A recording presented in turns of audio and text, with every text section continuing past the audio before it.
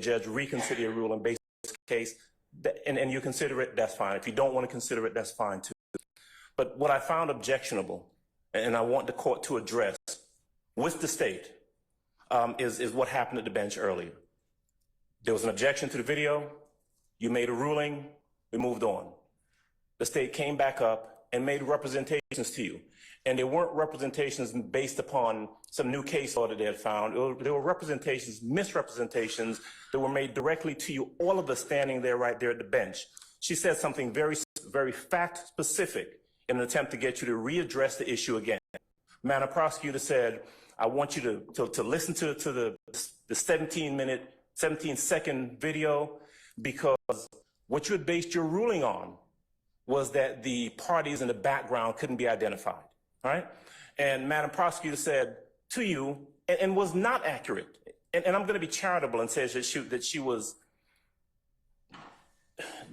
disingenuous. What she said was, these people in the background, the only thing that you hear are people saying, yeah, yeah.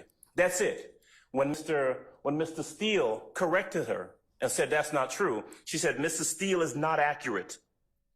What Mrs. Steele just told you is not true.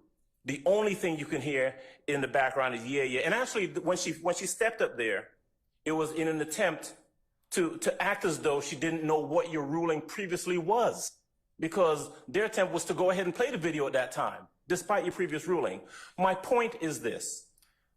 After you decided to reconsider, you want to hear the video yourself, you had a chance to hear it.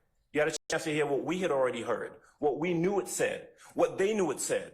And there are at least 5 or 6 different things on that video audio that were in contradiction of what Madam Prosecutor said.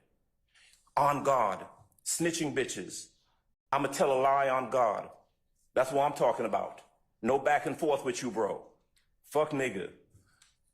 I'm not just saying that for emphasis. I'm saying that because what she said to you was inaccurate. At some point, Your Honor, I'm asking you to, we've had this conversation about candor with the court over the course of the past number of weeks. 3.3. Yeah, we've had that conversation about it. And when we step up to you and we make a representation, it ought to be candid and it ought to be truthful. And what she said, and look, if she wins the motion, ultimately she wins. But you don't do it by standing there 3 feet from you in your face and lying to the court. And that's what she did. And she knew what she was doing, and it's not right. You heard Mr. Steele. Mr. Steele said, Your Honor, I am willing to surrender my bar card and have her surrender her bar card if what she is saying is true. He wasn't wrong. She wasn't wrong.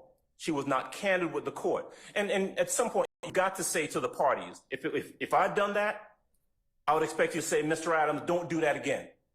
Don't step up to me and lie to try and get me to rule or overrule something I've already ruled on.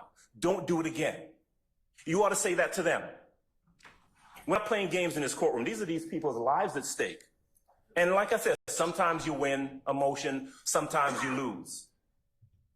But you don't get the court to address something or readdress something like that. That's all. Say something to them is all I'm requesting. All right, sir. May I speak? You may. Your Honor, I would not have asked the court to listen to the 17-second video. But what you did tell me, Ms. Love, wasn't the entirety of what was reportedly on States 112 Bravo. It did have other statements on it. It's different if you'd have told me, Judge, there are statements on there. Probably need to listen to them for yourself. Not just yeah.